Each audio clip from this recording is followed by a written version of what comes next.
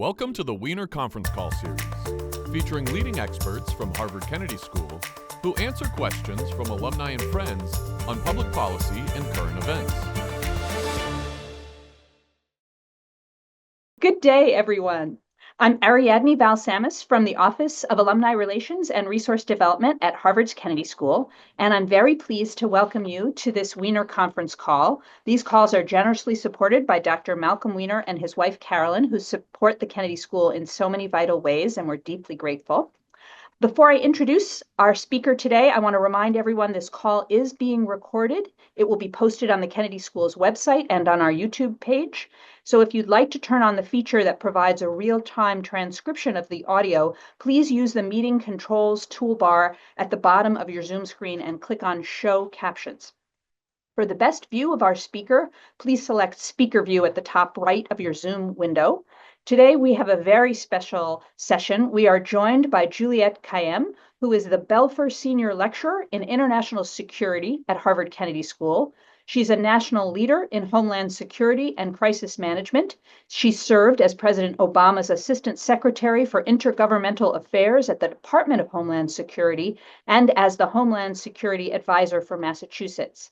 Professor Kayyem also serves as the Senior National Security Analyst for CNN, where she's been described as CNN's go-to for disasters.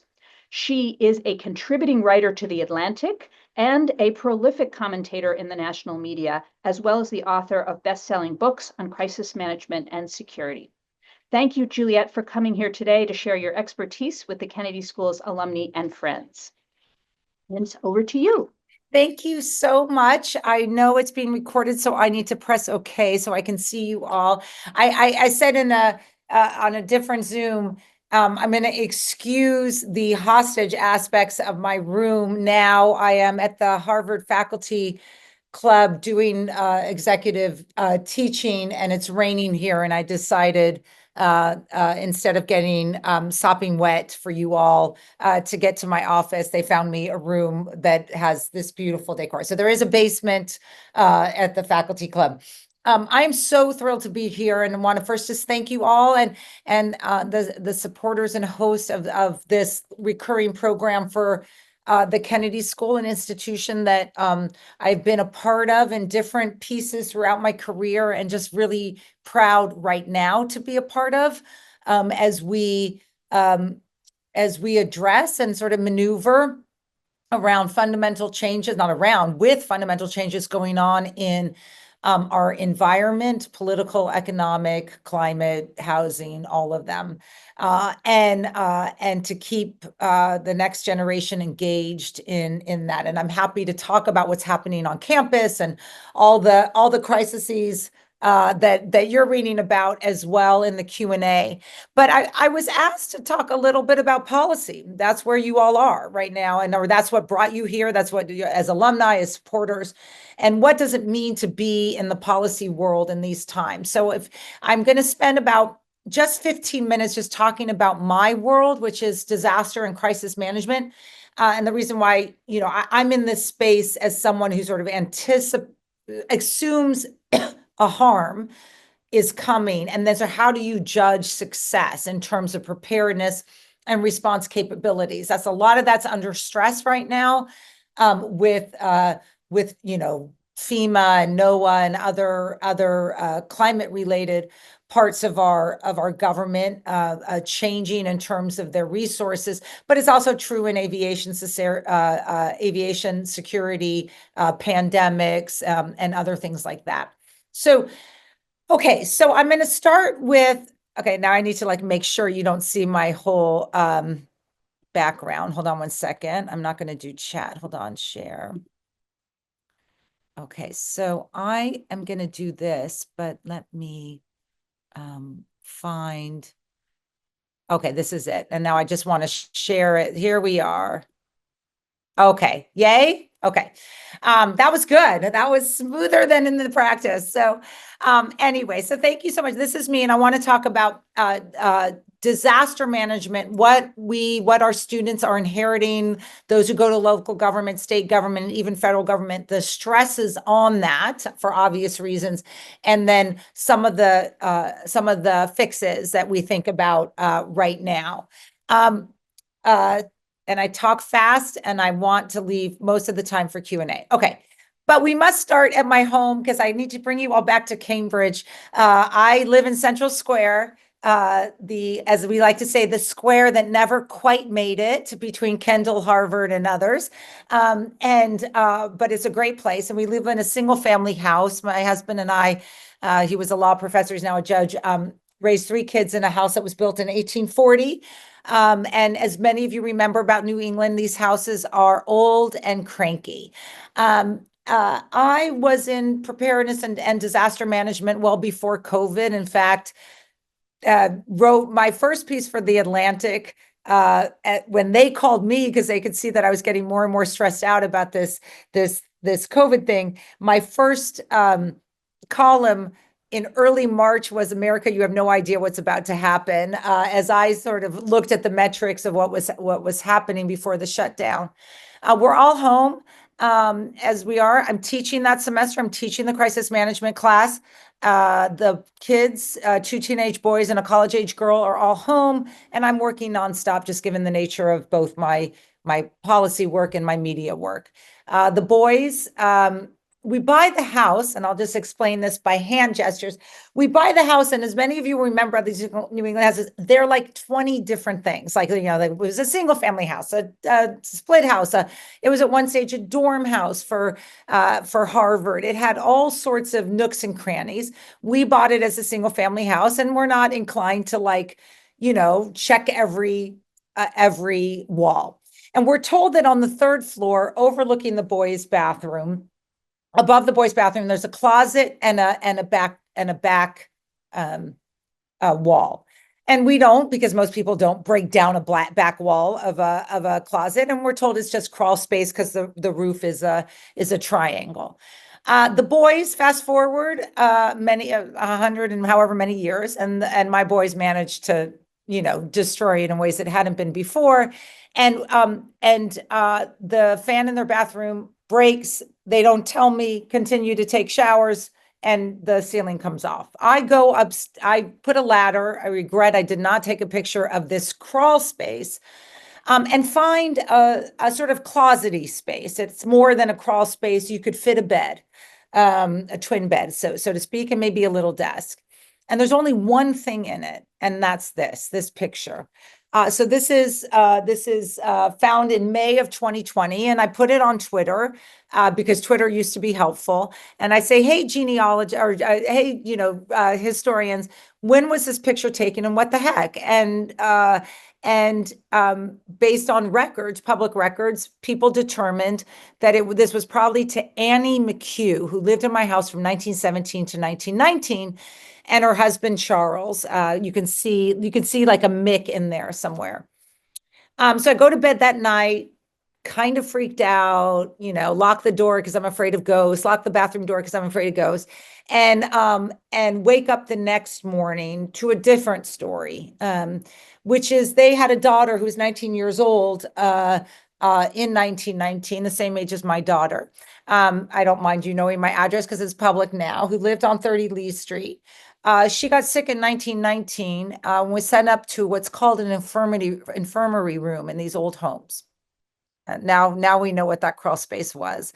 She passed away there. The McHughes closed it up. They were a well-known family, and even the governor came and visited them in the home.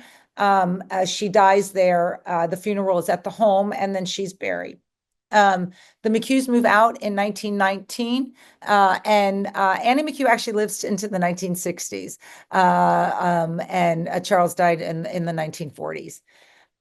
We learned from the death certificates, or people who were sending the death certificates, that the connectivity of disasters, and that the devil never sleeps, is that Letitia McHugh died in the 3rd wave of the Spanish flu pandemic that cut across New England in 1919. So when I learned this, my daughter's 19 at the time, it sort of reflected what I had been thinking about my own field, which was I felt like I was doing the same thing over and over and over again. And this story, I begin with the story because it's the through line, right? All sorts of things are happening. And the through line is 101 years later, almost to the date, is another mother trying to protect her child in 30 Lee Street from a global pandemic. And yet we're thinking, oh my God, we're so unique. This is so horrible. And I'm thinking, what's the connective tissue? It's not just my house. And that bred my work now, that states and localities and others are beginning to absorb. I get opportunities to work with the National Governors Association, all the ways that one tries to have policy and private sector impact, because obviously the private sector is relevant in this. And it's this. Okay, so this is the old framework. This is Annie McHugh is, alone in her house and it's never going to happen again and her daughter dies, right? And to think of it is that disasters is random and rare. And this is what we inherited as a public policy. Everything we do is under belief of there, but for the grace of God, go I. And we divide disasters into two, it's more complicated than this, but I want to make it simple for lay people. Two worlds, left of boom and right of boom. Left of boom is you're stopping the bad thing from happening. The terrorists don't get on the airplane. The right of boom is you're managing the consequences of the boom. And notice how I'm agnostic about the boom. I don't consider myself a terrorism specialist, a cybersecurity. So like all these people are like, they're little specialists in all these risks. I'm just the specialist in the boom because I'm just seeing the connectivity amongst all these things. And that's what the book does. So, and I want you to look at this from your public policy perch. Those of you who are alumni or know the school this is really hard because it's binary. Success is left of boom. Failure is right of boom. That's a hard place to be when lots of booms are happening all the time with whatever measure, right? And it's the way we talk about disasters. Why did this happen? Whatever. So thinking now about disasters as sort of standard operating procedure, I teach on crisis leadership. Not going to talk about that here. Happy to answer questions. I don't believe there's any such thing as crisis leadership. I just believe there's leaders in a crisis, right? Like we're all going to at some stage encounter this. And to think of our standard as success as different than binary, because the more successful we are on response on that moment of boom, the more we keep the floor up, right? So think about, right? And we're inheriting all sorts of stuff from the previous boom. Think about New Orleans. New Orleans, Hurricane Katrina, Category 3. It wasn't a Category 5. But because its floor was so low from hundreds of years back, people always say, well, why was New Orleans built that way? Well, I'll tell you why it was built that way, because New Orleans was the center of our slave trade and they needed to build a city that boats could come up. Right now, all of a sudden, you're thinking about New Orleans differently, right? It was built for a different reason. So I'm thinking about what is that connectivity? And I can't think of it as success, failure. So I'm going to skip this because I'm running out of time, but anyway, I can come back to that. It's just a way to think about high consequence events. Those of you in the risk insurance world, high consequence events is what I'm looking at. I should say something like on this, which is I'm not worried about the low probability, low consequence events. I need a society that's solely focused on high consequence. The rest will sort of solve itself. So we do have a couple dozen selfie stick deaths a year of people who want the best picture on Instagram. They may be high profile. Think of the 5 billionaires who died in the submarine accident a couple of years ago, right? That's very high profile. As a society, I'm not going to structure my preparedness around that. I know that sounds I'm not. I mean, I understand the intrigue of it, but it's not going to make me wonder if the Coast Guard is ready. I want to know if the Coast Guard is ready for the seawater rise, the stuff I know is happening. Okay.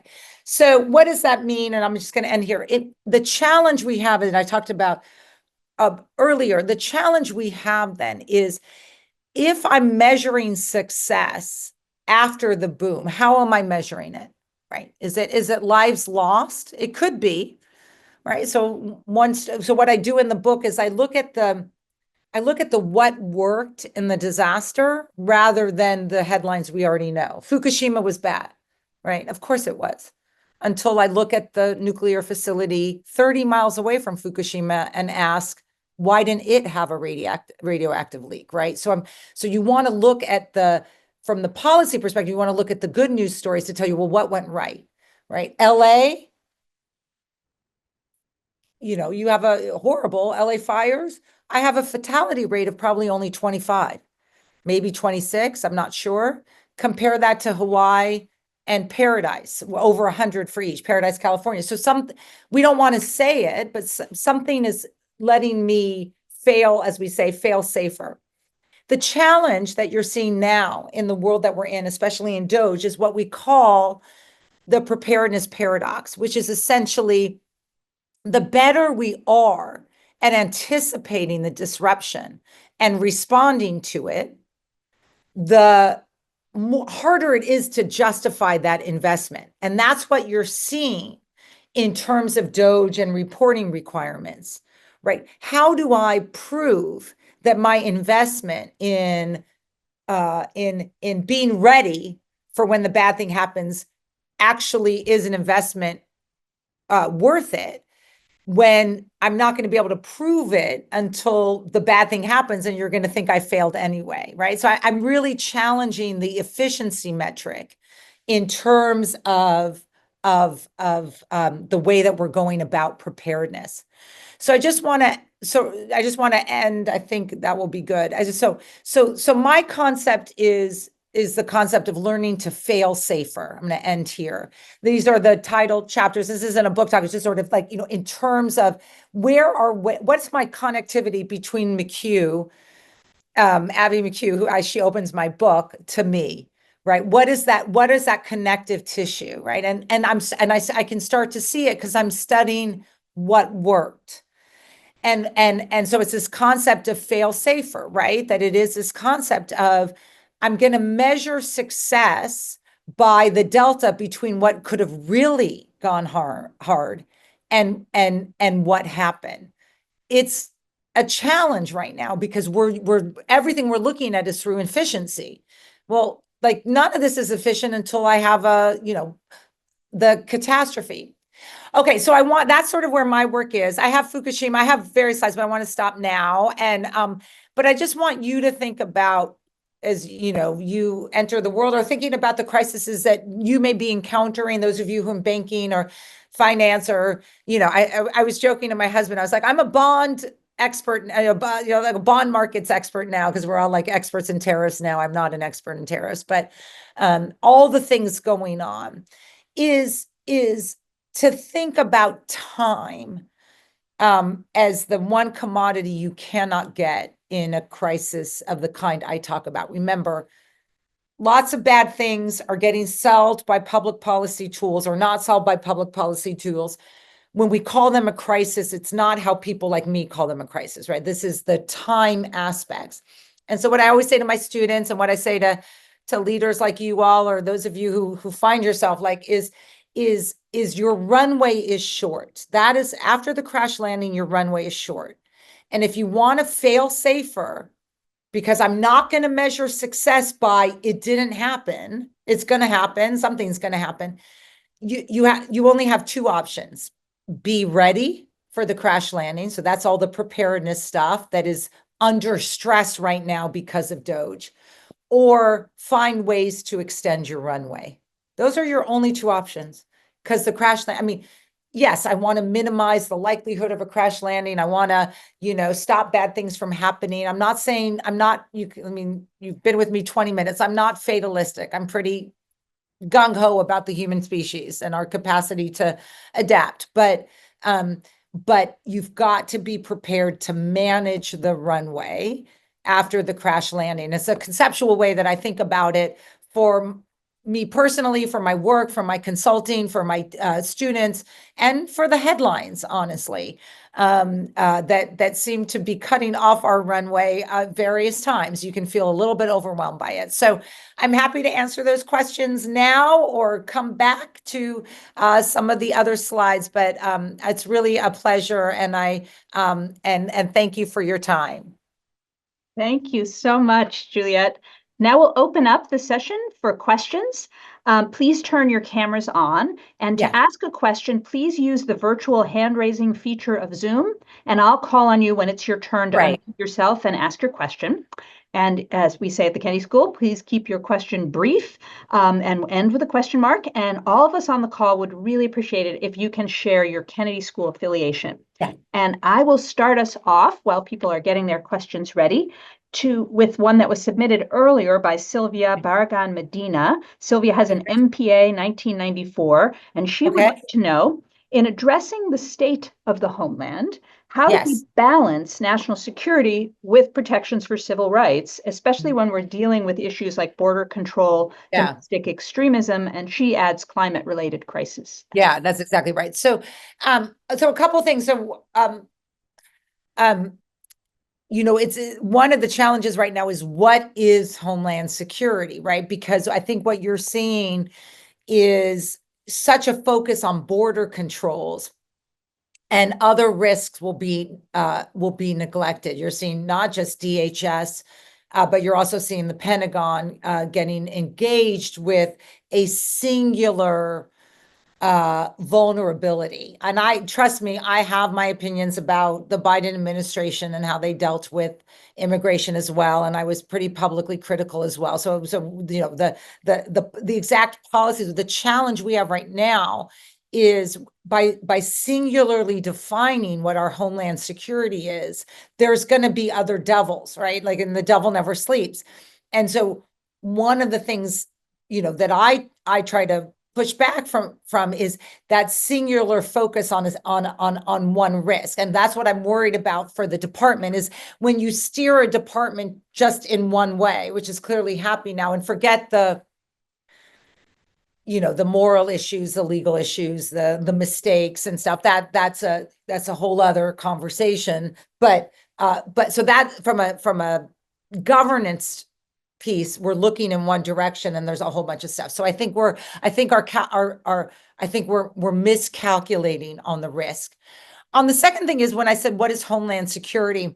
One of the interesting things is you're starting to now see, how do you define America's resiliency? So we think about it in terms of, like, obviously climate, like, are we ready? Have we mitigated losses?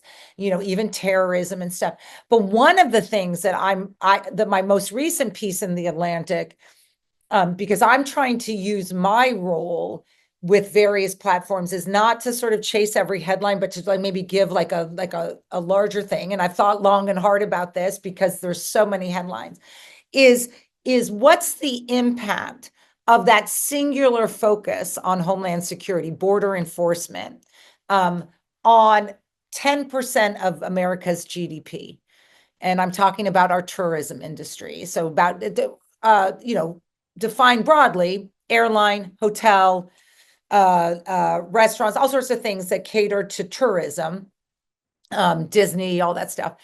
And the data is clear that singular focus on essentially making the border experience for everyone who's not a US citizen less than favorable. I think that's fair to say. And the anecdotes that are going back to our European allies, who are now, they're issuing travel advisories to their citizens about coming here that is unrelated to a terror attack or anything. I mean, it's just the general experience. So if you're a German or French and you're going to spend money here this summer, guess what? You're not. I'm not even talking about workers. The tourism industry is such that 9% is down from France, 10% is down from Germany. We just know this from future flows. I mean, that's going to have a tremendous impact on Airbnb, everything from Airbnb renters to the big hotel chains. And then the most recent data point for those of you who know aviation is the airlines. At the beginning of this year, we have this concept in travel called revenge tourism. And it's like everyone is traveling after COVID. It's been awesome years for travel. I'm sure a lot of you did it. And we call it revenge tourism. And the four major domestic airlines all were anticipating their best year this year. They revised it 2 weeks ago to flatline it, to say we just don't know what to expect. That was before the tariffs were put in place. And 2 days ago, Delta, I've never seen this before. Delta said, we're not doing projections this year. A public company that is a major, one of 4 major airlines. So when I think about Homeland Security now, I'm thinking about our economic security being impacted by our singular focus on border. We're not resilient in that sense. Thank you. I'm going to call on Tony Morris. Tony, introduce yourself, ask your question. Oh yeah. Thank you very much, Juliette. I'm a member of the Dean's Council. We have shaken hands, and I've attended every presentation of yours I can. And I thank you for your energy. It's infectious. My question for you is, where would you suggest this audience to direct its energy, whether to Congress or whatever, as you look at the array of risks that are out there? And the deltas you see between what could be done and what is being done.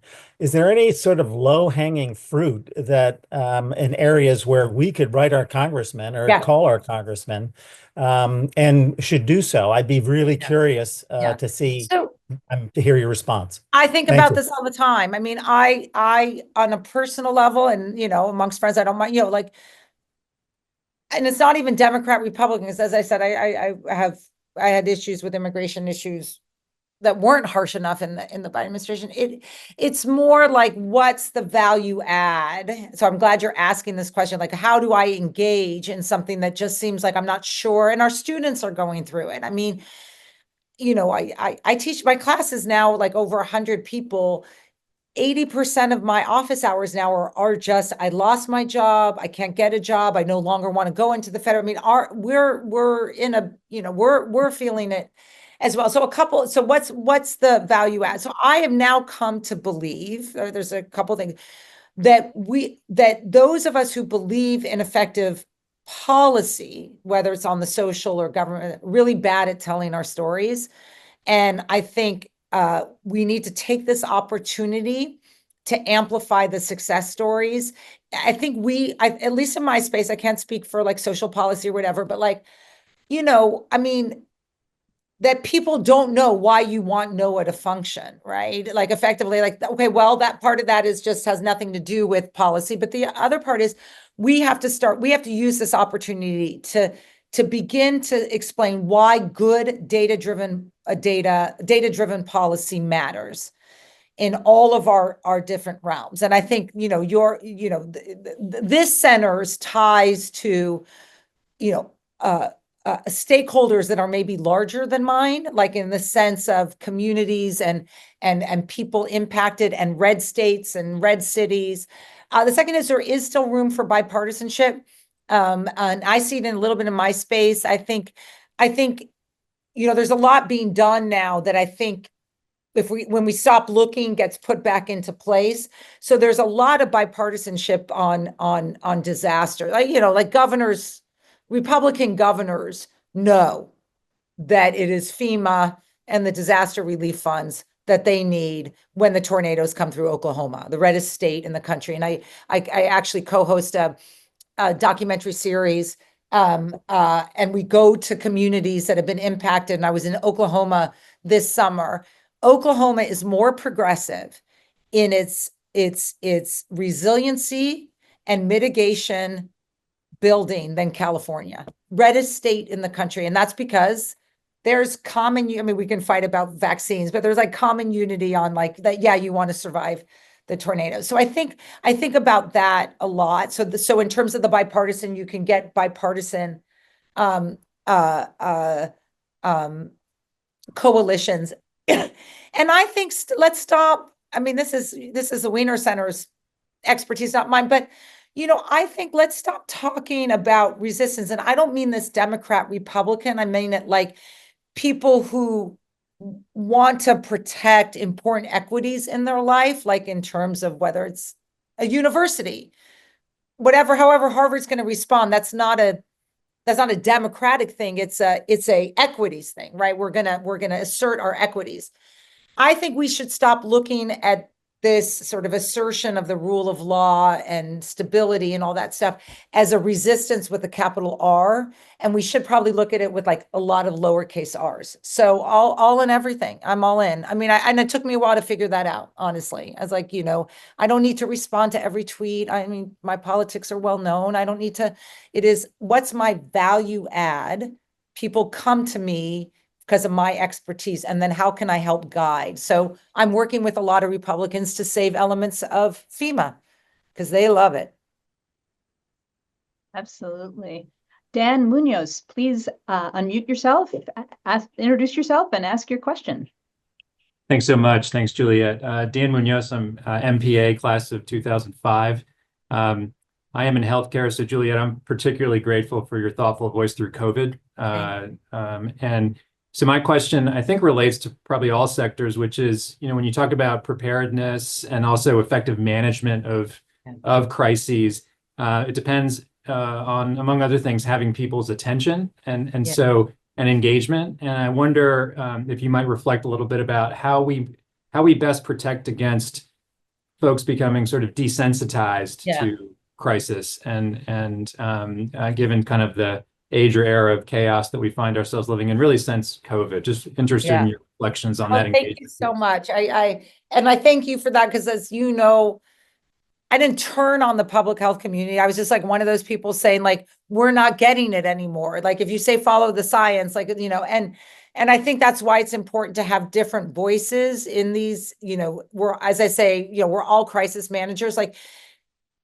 the pandemic can't be run simply as a medical thing, because it was impacting all of society, right? And governors are worried about other things than others. And those of you who didn't follow along, I got pretty aggressive about opening up after the vaccine was available, much to the chagrin of a lot of people on the right and left. And I was for mandates. I was for like mandates where no one wanted mandates. I was like, no vaccine, no airplane. I was like, I'm done with this thing. But I also was for pushing for schools opening much, much earlier than they did.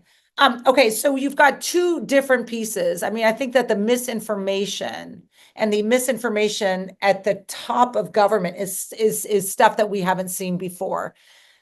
In particular, it's no hide, Secretary Kennedy's large skepticism, let's put it this way, about vaccines. And the vaccine is a perfect example of the preparedness paradox, right? We don't know how good the vaccine is because I've never seen a child with polio. I haven't, right? I mean, I've never seen, I don't know what it was like, right? So we've got a real problem there, and that's going to mean a lot more burden on subject matter experts outside of government to, as I said, to create that narrative. You can't beat it, but we got to be out there. I mean, that's, one of my worries about all these crises is people will recede because they can't sustain it. And one of the ways to think about our engagement, from a social perspective, not a political, from a what do we care about, what do we want to work, is to pick our lanes. That way, then you can be engaged. So I think you also are seeing changes in Kennedy's skepticism as it's, as vaccine skepticism isn't gonna save children's lives with this measles outbreak. So this is where different voices become very, very important. So you've got the misinformation thing, which I don't know if I have an answer for. Misinformation by non-governmental entities, there's tools to deal with it in terms of media, in terms of saturation and stuff like that. It's a little bit different now. But in terms of engagement on this stuff, and I apologize, let me just turn this off. In terms of engagement, and in particular in your space, I have two thoughts. I mean, I do think that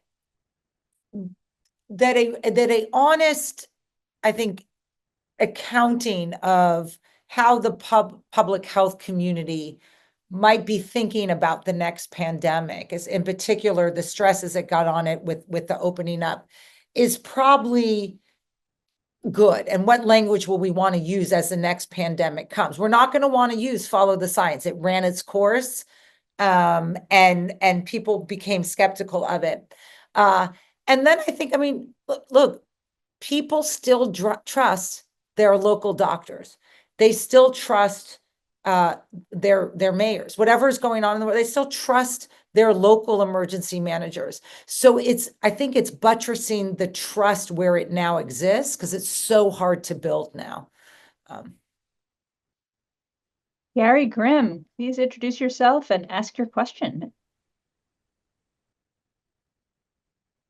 Hi, Gary Grimm and Carr Center Board, Dean's Council. You just touched on something that I'm very curious about, which is, for me, data-driven solutions are pretty obvious and should be able to convince anyone. But what we find now, and you touched on mis and disinformation, that people do not respond to data-driven solutions. They don't even respond to historical solutions. In the pandemic, prior epidemics, we immediately quarantined everybody, and that helped save lives. How do we get people, and your comment about doing this locally might be the way to do it. How do we get people to respond to suggestions supported by data, supported by experience, when right now we seem to be too polarized to listen to experts? Yeah, I mean, one is just keep producing, because I don't think that overall that's true. I mean, I think even some of the mistakes that Doge made, they're reassessing in light of policy, and so I think there's we're still in the sweeping nature of all of this, and then find your audience, because as I said, is like I think of this mayor in Oklahoma or people I work with in Texas. Like, okay, I'm not going to call it climate change. They still know that their electrical grid is vulnerable. So I think that is what the challenge is just where are we finding the receptive audiences? And I think one of the things is we need to drive, I don't know about the case, but we need to drive our research to the user. Like, in other words, like, we really need to drive it, and that's going to mean greater engagement, the kind of stuff. I think in some ways this center is way ahead.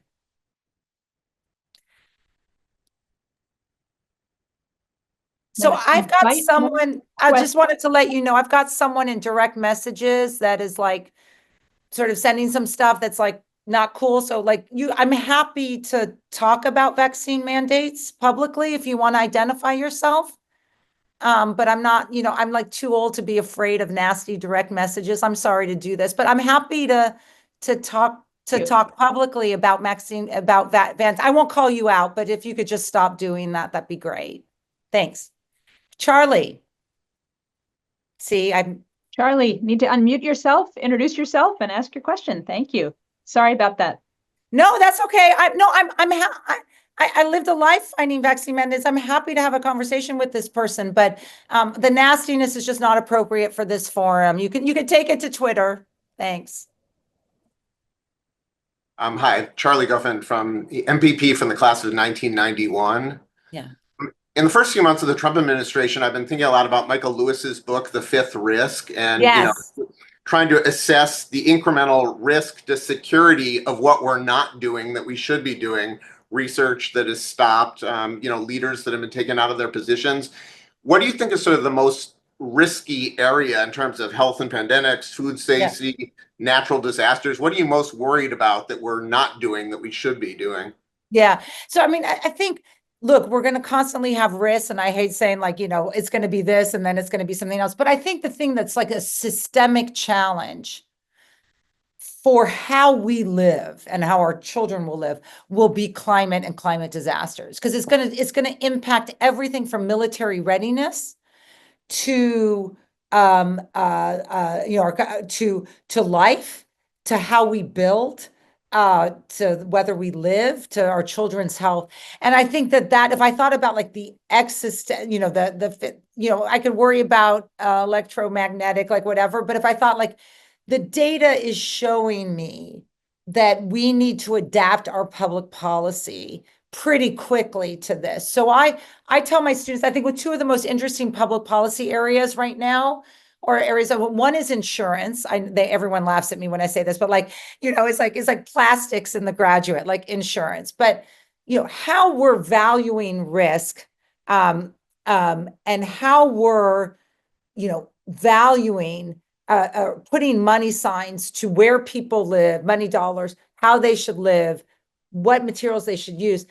Like that is, to me, like a very interesting area, because whatever you think of insurance companies, and people can hate them or love them and have good experiences with them or bad, they want to make money. So they want to do risk in the right way.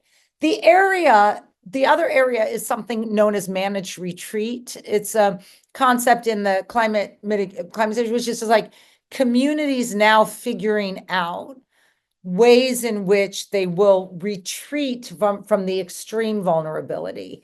And we're seeing it, I mean, globally, it's one of the most interesting things that is happening. And one that I think is an interesting area. So while I think it's the biggest threat, I also think some of the most interesting sort of public policy problems, the things that we're supposed to do, are also in this space. Thank you.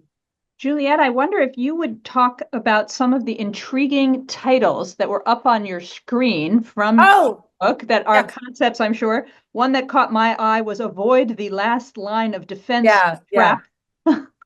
So what is that? The book goes through both, sort of if you're thinking of my infinity loop, right? What do I wish I had built? And so I focus, because my runway is short. So one of the things you want to do is buy time. So there's, most complicated systems will, no complicated system should have essentially what we call the single point of failure, right? That last line that, like, if it goes down, everything goes down. So I study systems that clearly had single points of failure, and why are we building that way? You're once again, you need to just buy time. Something bad has happened, a disruption in the system. So and you're buying time, right? So the thing that I look at is, what I try to do is also, it's such a depressing field. It's like, I was, my last class, we went over the theories of how you count casualty rates, because there's a big debate. Those of you who know Puerto Rico, those of you following Myanmar, and what's happening, like, did, Puerto Rico after Hurricane Maria, like, why is it 60 versus 3,000, right? Who's right, who's wrong? And so I'm going to give you a fun example, which is the Super Bowl. In New Orleans a while ago, many of you remember in the third quarter, the New Orleans Super Bowl went half dark, right? So because there was what they called it a gremlin. That's how technical people like me get. There was like a gremlin in the system. But one of the things that we measure in terms of failing safer is, were you able to stop? Did you avoid a last line of defense, and were you able to stop what we call cascading losses? And in that instance, that's a good news thing, because obviously a Super Bowl in all dark is much worse than one in half dark. And so I went back, because it was rebuilt after Hurricane Katrina. What did they learn? Right. And one of the things they learned is bifurcated systems, where you don't have a single capacity to bring the Superdome down, which was what happened during Katrina, and then a capacity. Then they were ready for it. Then you communicate to people what in fact is happening. But imagine that. So I always say, it's how do I measure success? A Super Bowl in half light. And tell us about Listen to the Dead. Oh, that's the one. We did. So, I mean, this is a little bit on the public health side. Once again, happy to talk publicly, but I think so one of the things we need to do is have an honest accounting of what happened. COVID is the best example. I don't think that's happening. I think it's happening in little things like, and so we have a phrase that's called, history is written in the tombstones. And the basic thought is, or the basic reason why in disaster management we want to push for in the military, really strong after action reviews or whatever, is because in disasters, people die, right? That's a sort of a given. I'll focus on, terrorism or climate disasters, right? That's a given. How they die is our obligation to them, because those two things can illuminate a lot. So, for example, in terms of how we want to respond. So one of the examples is, so in the US, before Hurricane Maria, because and in continental US, so that this is a big aside, but just so people know it is in hurricane season, there'd be a couple dozen dead every year. And the data would be this hurricane season, a couple dozen died. But when you drill down, how did they die? That they died is obvious. How did they die? Over 80% die of carbon monoxide poisoning, because they are putting generators in that they don't know how to respond to or know how to work. So what those of you who live in hurricane country have seen this. We've totally adapted the society has adapted its response plan. And once the hurricane is through, the messaging changes, right? And it goes all to carbon monoxide, because you're losing most of your population there. Those of you who remember the big blizzard here in Massachusetts, Governor Dukakis talking from the FEMA. So about 100 people died in that blizzard. And we say 100 people died in the blizzard. Well, that's a given, or that's horrible. How they died, why we study the dead, is 80 something of them died from carbon monoxide poisoning. Why? Because the governor did not institute a driving ban in time. So people got into cars. So those of you who get mad at governors in New England who sometimes call a driving ban when there didn't need to do one, they are doing that as precautionary. Because if you get people out onto highways and then the blizzard comes quickly, there's almost nothing you can do. Linda, please introduce yourself and ask your question.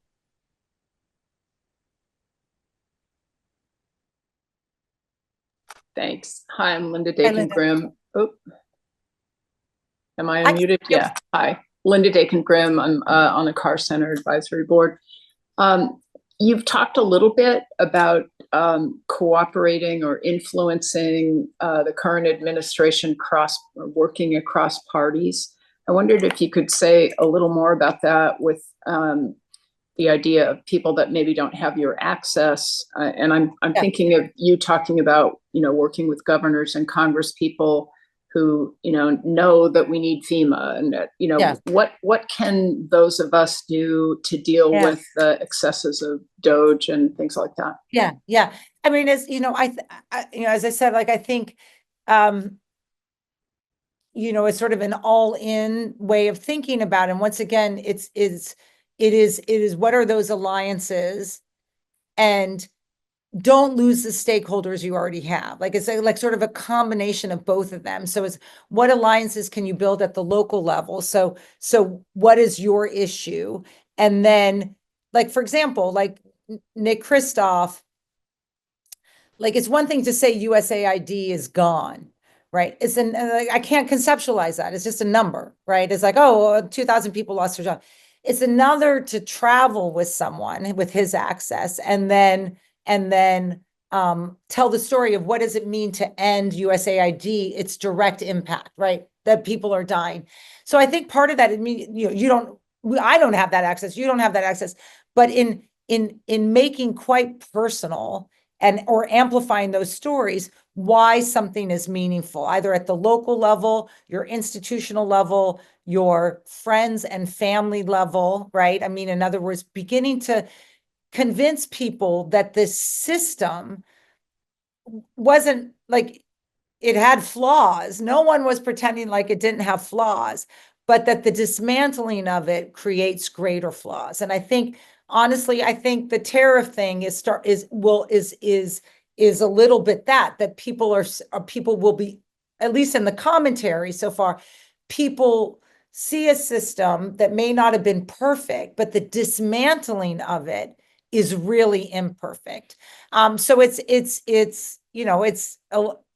as elections, it is giving money where you can, supporting NGOs and social justice institutions that may need it. Those of you, for example, who are worried about immigration now or the excesses of it, that's something that a lot of right and left can agree on in terms of civil liberties. Give to these organizations that are supporting or defending in court and stuff, and support them that way. But I really think like all of us have a story to tell now. And I think we had assumed a lot of things for too long. It's so profound how you think about this world and think about this work. How, Juliette, when you are doing a threat assessment, I'm riffing off a question of a couple of questions people asked in the pre-submissions. How do you survey? What's your lens? What do you look for? It's interesting. So, I mean, okay, like I'll disclose part of my other work. So I work a lot with what we call mega event planning, because those could be high casualty, high consequence events, sports, entertainment, world sports events, stuff like that.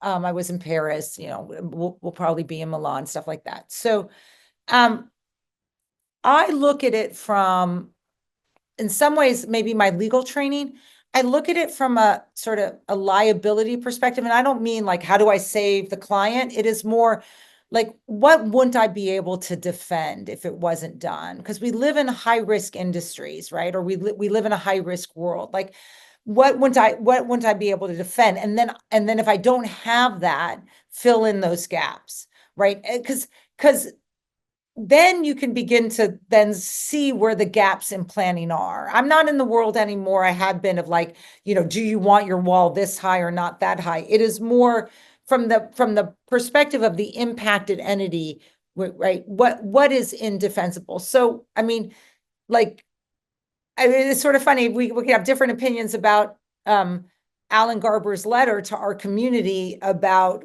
called My Resolve, after we learned about the threat against against Harvard's finances. The only thing I cared about was, did he get the letter out that day? I mean, I cared about other things, but because if we weren't ready, shame on us. We knew, I mean, come on, right? He did get that letter out. We can debate that letter, but that readiness, I think is key. And it's going to depend on the issue. I want to give one last moment if people have questions. Otherwise, we'll give Juliette the last word before we let her go. Juliette, no questions about Harvard. I'm safe. Yes. I know. So I was saying in the other one, if you ask my crisis management advice about what's going on at Harvard, it is totally not substantive. It is, in crisis management, we learn about we talk about tactics versus values, right? What's our tactic and what's our value? And I would argue that I think our president is too in the tactics. I think we need to reserve him for the values, and there's going to be legal challenges, political challenges, whatever. I think we need to think like crisis managers at the university level. I will just end with this. I know there's a lot going on, and all the questions are based on some variation of, oh my God, a lot is changing, right? Or how do we defend it? So I'm going to end with the three questions that are part of crisis management training in terms of situational awareness, like what's happening in real time. Because your runway is short, you don't have much time. So we spend a lot of time thinking about situational awareness. And so And then I do this personally too, in terms of, I think I answered a question to someone about, like, how do you engage? And part of the era that we're in is like, maybe we engage where we have our value add. Like, I have a lot of opinions about reproductive rights. I have a lot of opinions about Meghan Markle, like whatever, like, no, you don't need to know them, right? Like, what I want to contribute in my short time on earth is like my value add. So we ask ourselves 3 questions about a disaster if you're a leader. It's what, so what, now what? So the what is in fact happening. So don't react to everything, right? Look around you, right? Is that actually happening, or someone just trying to get you angry? Is my friend here just trying to throw me off my game? Like, like, what is actually happening? 2 is so what, which is, how does it impact my equities? And this is a question you have to ask yourself. A lot of you are probably civically engaged on a lot of issues, so everything matters. It's hard to impact everything, right? So what is the question you ask yourself? I ask myself before I launch some stupid tweet or whatever, like, is that really something I need to be engaged with? Like, so, and then the now what, which was the last question that Linda, I think, asked me, the now what is, what can I do for a meaningful contribution that is in between tuning out and freaking out, right? I mean, so much is happening. And once again, I don't mean this as Democrat, Republican. I mean it as public policy. I mean, that unites us, right? Is hopefully if you are on, part of this community, you believe that matters. And so that's the what, so what, now what. It's both your Zen moment of the day, but also how I think about engagement now. And I think that encapsulates what a treasure you are, because it's always both reassuring and frightening when you talk at the same time. And all of us, I think, on this call, and all of us in this world should be grateful that we have you. Thank you. And helping us all think better about things we don't want to think about. So thank you for that. Thank you. I'm going to be let out of my basement, back up to the beautiful rooms upstairs. Thank you most of all, and thank absolutely everybody for joining this call, this Wiener Conference Call. Thanks so much. Bye, you guys. Thank you. Have a good weekend.